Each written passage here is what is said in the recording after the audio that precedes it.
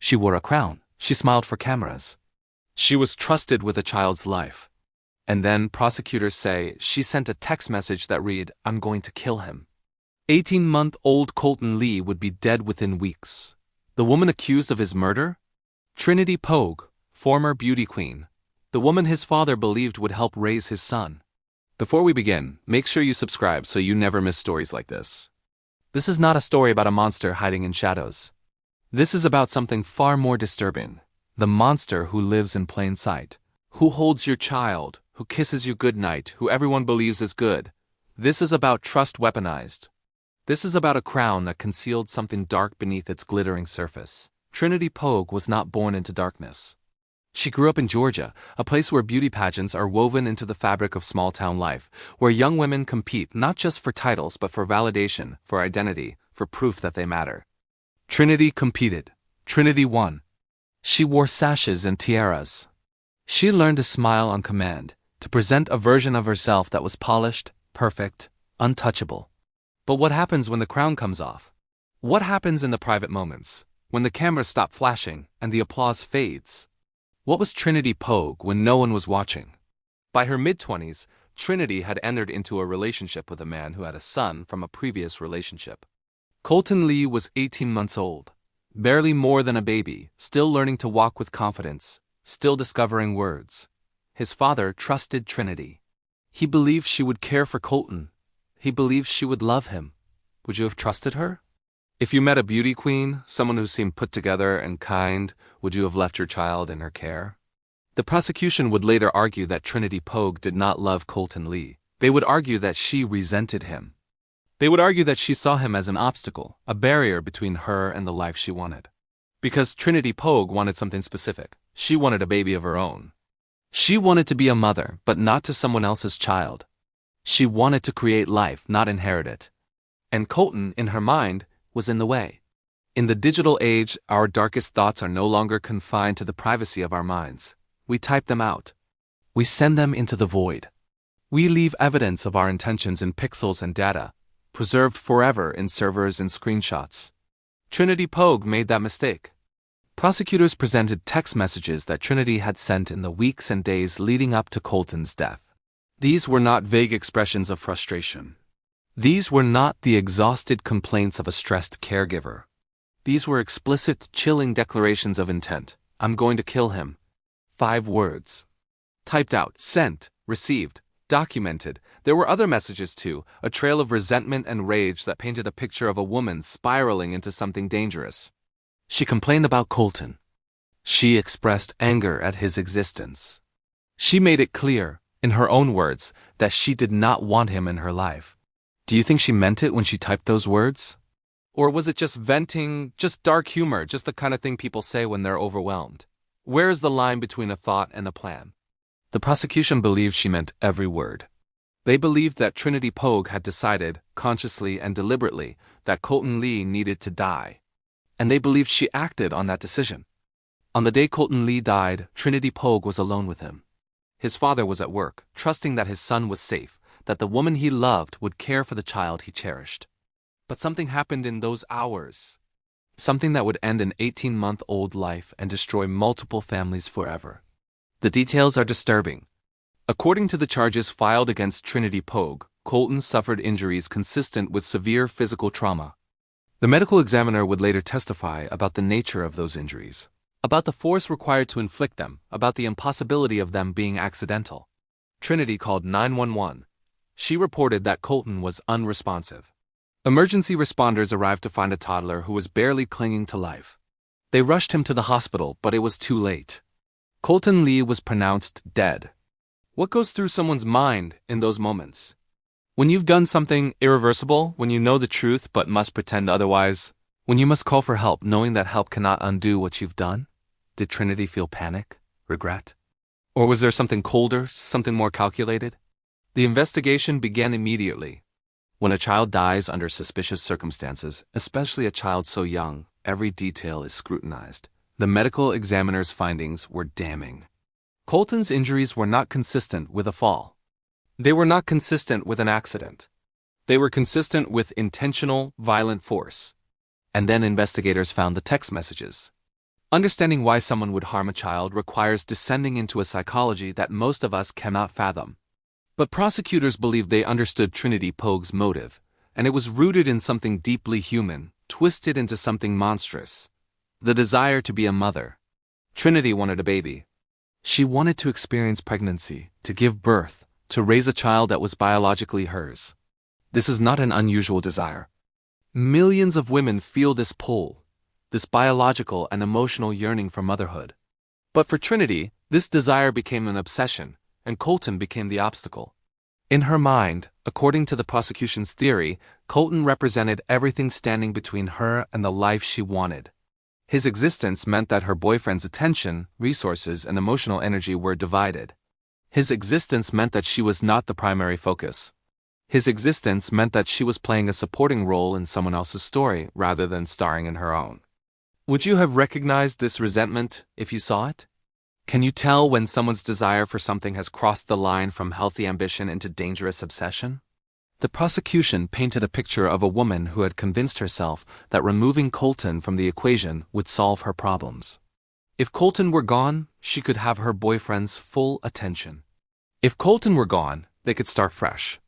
If Colton were gone, she could finally become the mother she wanted to be. But this logic, if it can even be called logic, is fundamentally broken. It ignores the reality that a man who loses his child does not simply move on. It ignores the reality that murder leaves scars that never heal. It ignores the reality that you cannot build a family on the grave of an innocent child. Yet Trinity, prosecutors argued, believed otherwise. Or perhaps she simply did not care. The courtroom is a theater of truth, a place where narratives collide and evidence speaks louder than charm. Trinity Poague entered that courtroom no longer wearing a crown. She wore the clothes of a defendant, sat in the chair reserved for the accused, and faced charges that could imprison her for life: malice murder, first-degree child cruelty, aggravated battery. These are not minor charges. These are the kinds of charges that acknowledge the severity of what allegedly occurred, that recognize the vulnerability of the victim, that demand accountability for the destruction of an innocent life. The prosecution's case was methodical and devastating.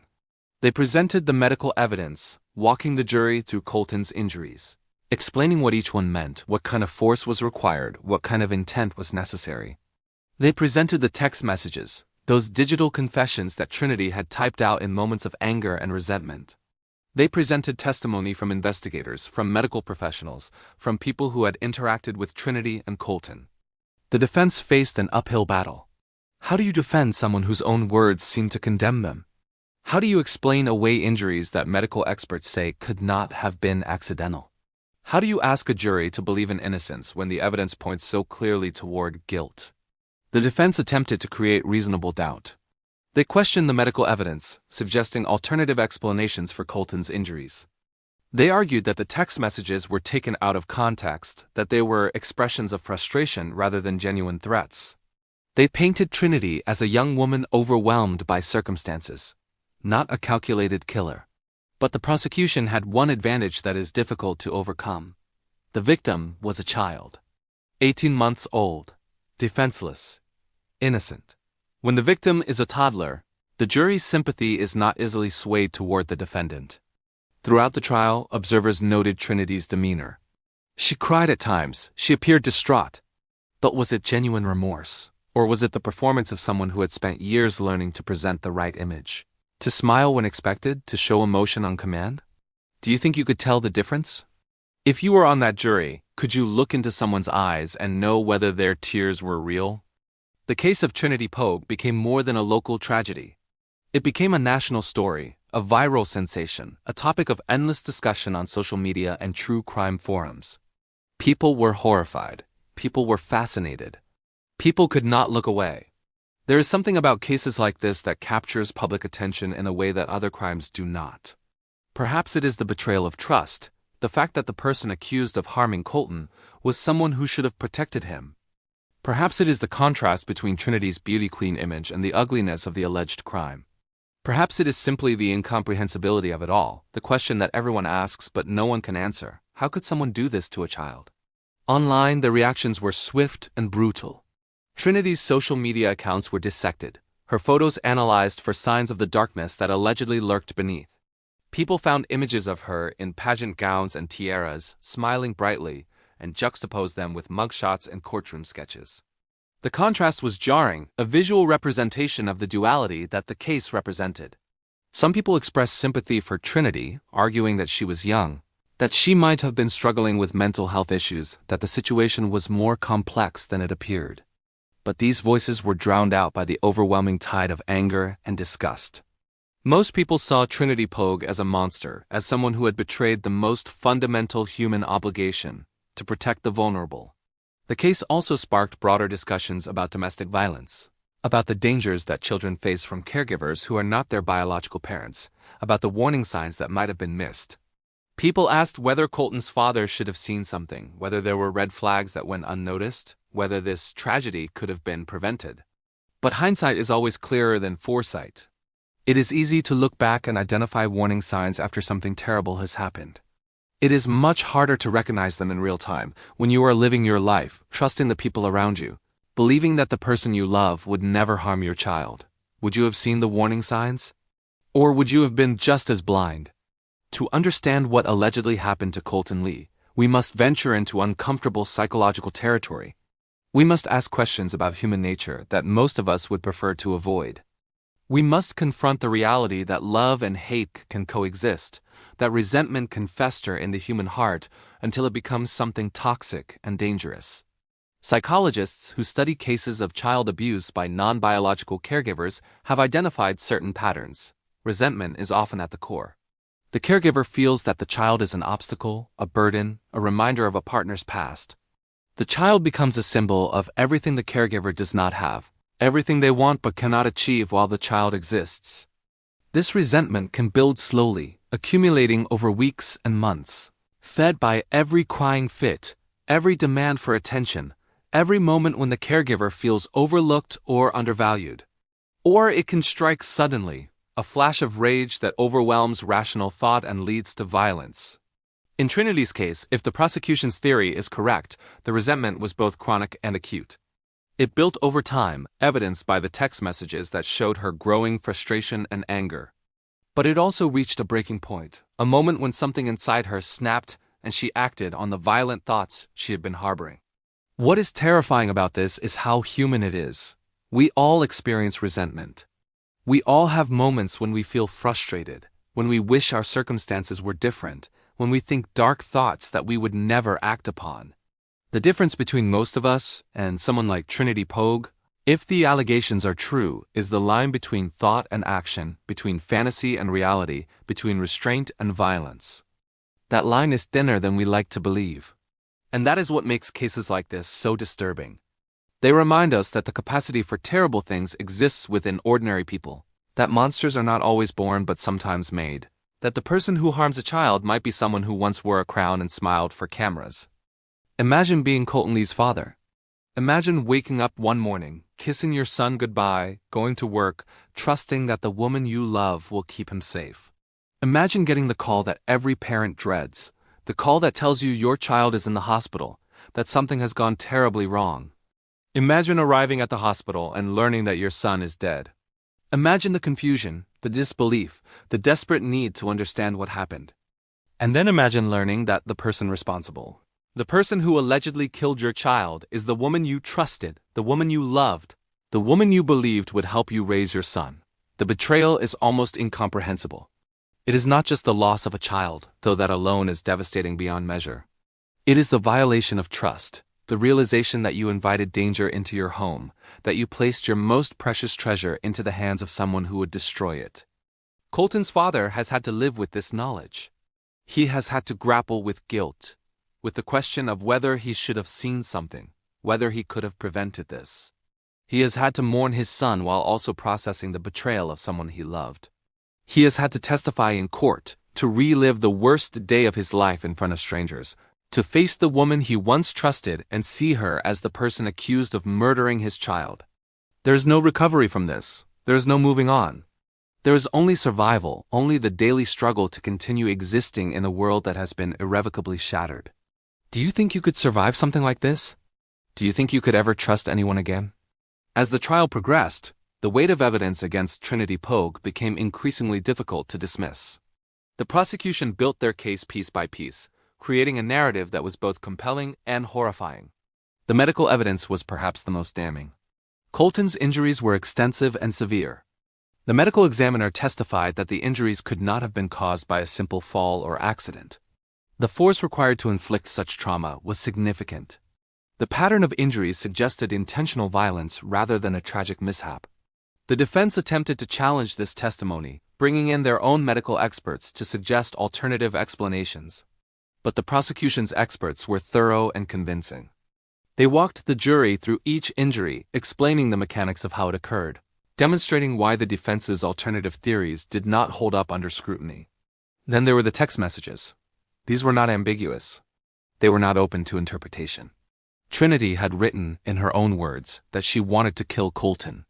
She had expressed resentment toward him. She had made it clear that she saw him as a problem that needed to be solved. The defense argued that people say things they do not mean, that the text messages were expressions of frustration rather than genuine threats. But when those words are followed by the death of the child in question, when the manner of death is consistent with intentional violence, the argument that the words were meaningless becomes much harder to sustain. There was also testimony from people who had interacted with Trinity and Colton. Some witnesses described Trinity as cold toward the child, as someone who seemed annoyed by his presence rather than nurturing. Others testified about changes in Trinity's behavior in the weeks leading up to Colton's death, about signs of stress and anger that had become increasingly visible. Individually, each piece of evidence might have been explained away, but together, they formed a picture that was difficult to ignore. They told a story of a woman who resented a child, who expressed violent intent toward that child, and who was alone with that child when he suffered fatal injuries. The prosecution asked the jury to connect the dots, to see the pattern, to recognize that this was not a tragic accident, but a deliberate act of violence. And as the trial continued, it became increasingly clear that the jury was listening. When a jury deliberates in a case like this, they carry an enormous burden. They must weigh the evidence, consider the testimony, and make a decision that will determine the course of multiple lives.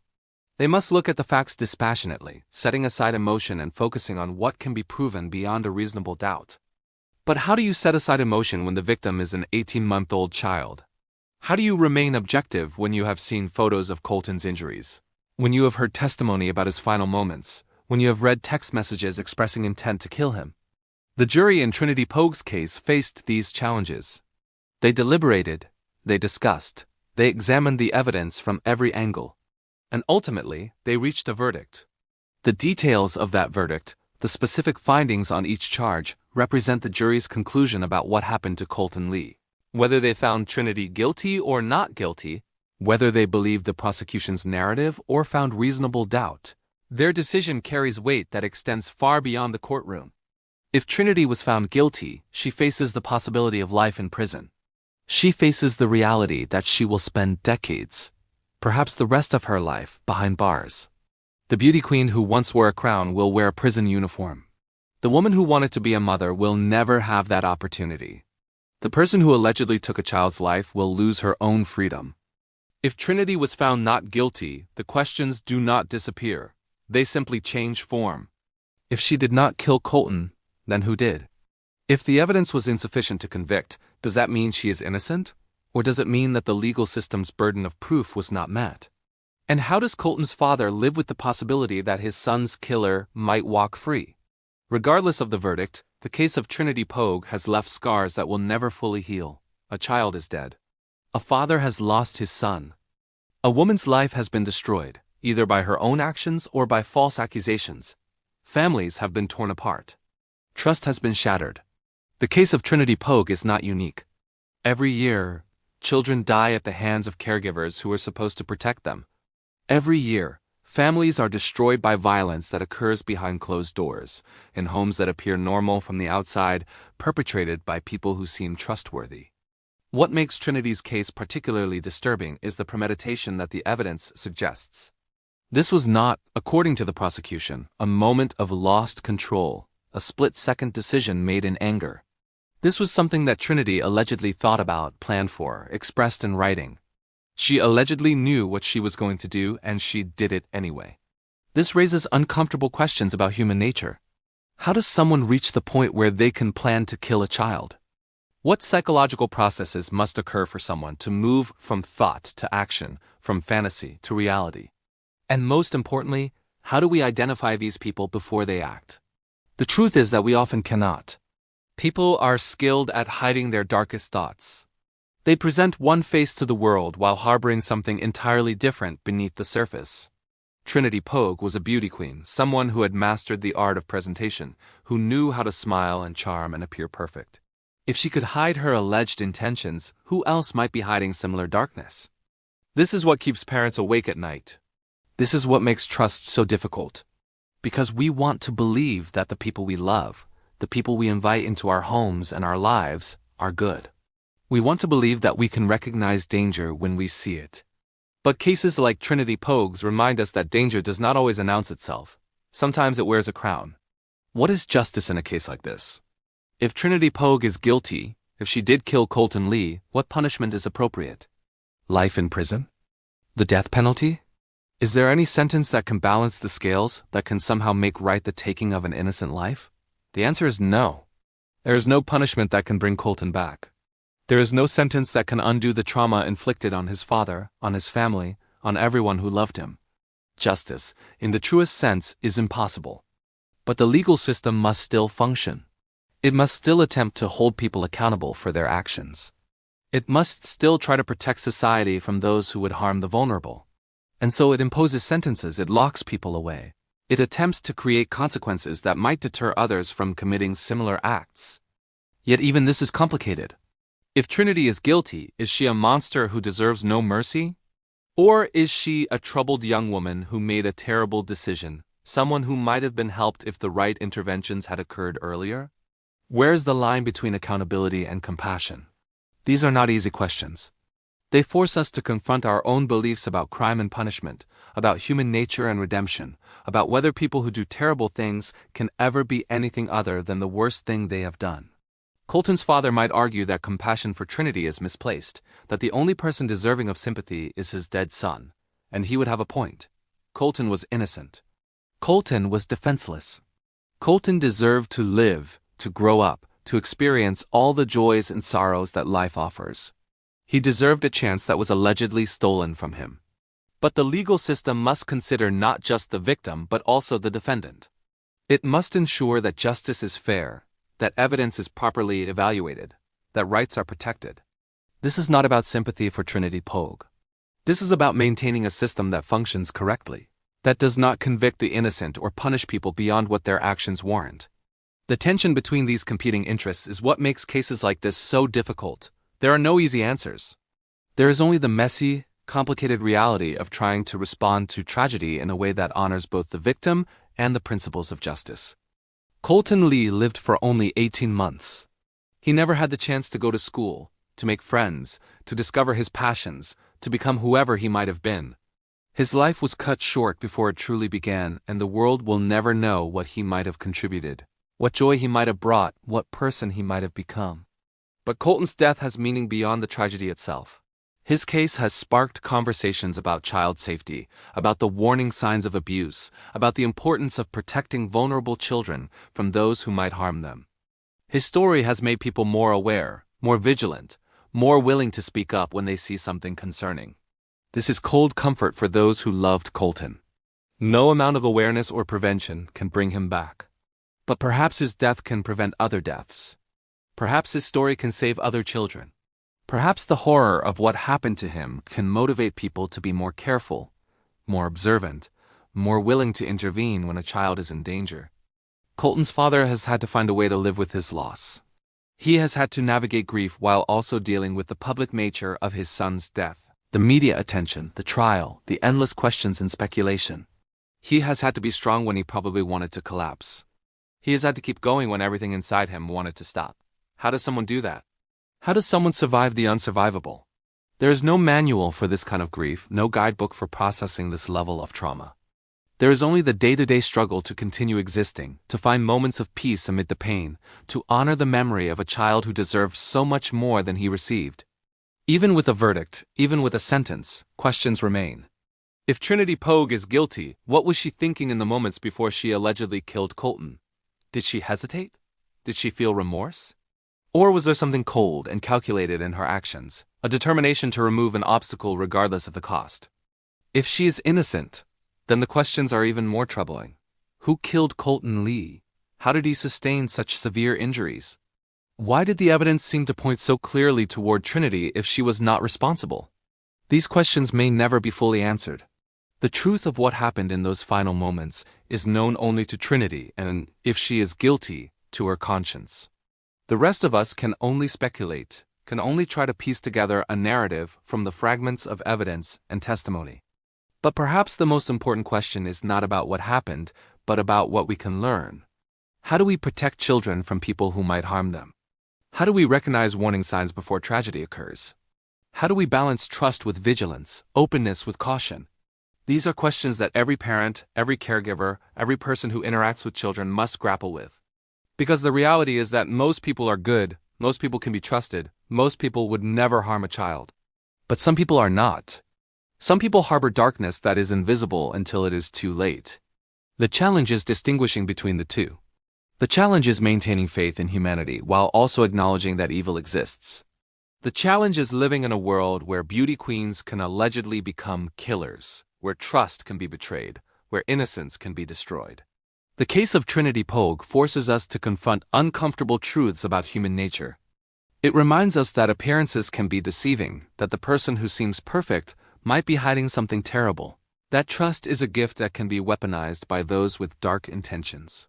It also reminds us of the vulnerability of children, of their complete dependence on the adults in their lives, of their inability to protect themselves from those who would harm them. Colton Lee was 18 months old. He could not fight back. He could not escape. He could not even fully understand what was happening to him. He was entirely at the mercy of the people who were supposed to love him. And if the prosecution's case is correct, one of those people showed him no mercy at all. This is the horror at the heart of the case. Not just that a child died, but that he died at the hands of someone who should have protected him.